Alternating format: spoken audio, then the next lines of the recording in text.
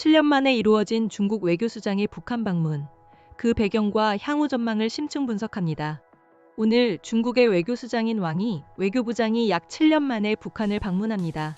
이번 방문은 북중 관계 회복 흐름 속에서 이루어지는 것으로 향후 중국인 단체 관광 재개와 시남록강대교 개통 등 교류 확대 방안 논의 여부에 귀추가 주목되고 있습니다.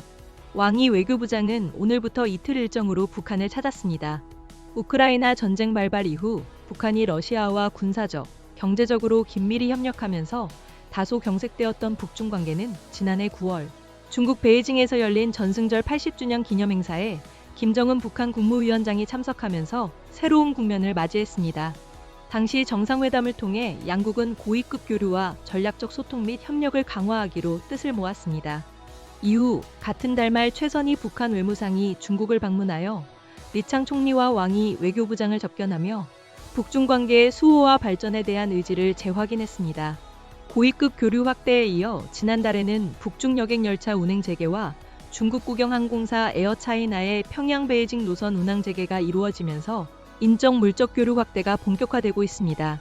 이번 왕이 외교부장의 방북 이후 중국인의 북한 단체 관광이 다시 시작될 수 있을지에 대한 관심이 높습니다.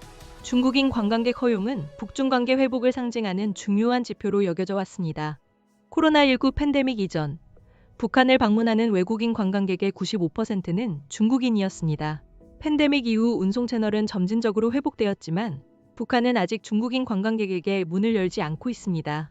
경제적인 측면에서 북한 역시 중국인 단체 관광객의 복귀가 필요한 만큼 이번 왕이 외교부장의 방문을 계기로 관광객을 다시 받아들일 가능성도 점쳐집니다. 실제로 중국 내 여행사들은 5월 말경 북한 관광 재개를 예상하며 평양 단체 관광 상품의 예약 판매를 시작한 것으로 알려졌습니다.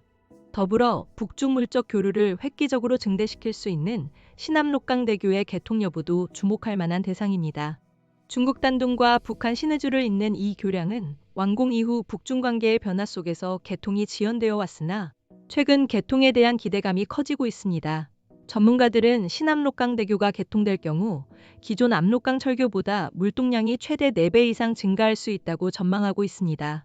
또한 대교 양쪽에 세관 관련 시설 등이 거의 완비되어 외교적인 기념행사만을 남겨둔 상태라는 분석도 나오고 있습니다. 오늘 마오닝 중국 외교부 대변인은 정례 브리핑에서 왕이 외교부장의 방북 일정과 의제에 대한 질문에 양측의 공동 관심사를 논의할 것이라고 믿는다는 입장을 밝혔으며 구체적인 일정과 의제는 공개하지 않았습니다. 지금까지 왕이 외교부장의 북한 방문 소식과 함께 향후 북중 관계 발전의 주요 관전 포인트를 전해드렸습니다. 이상으로 뉴스 브리핑을 마치겠습니다.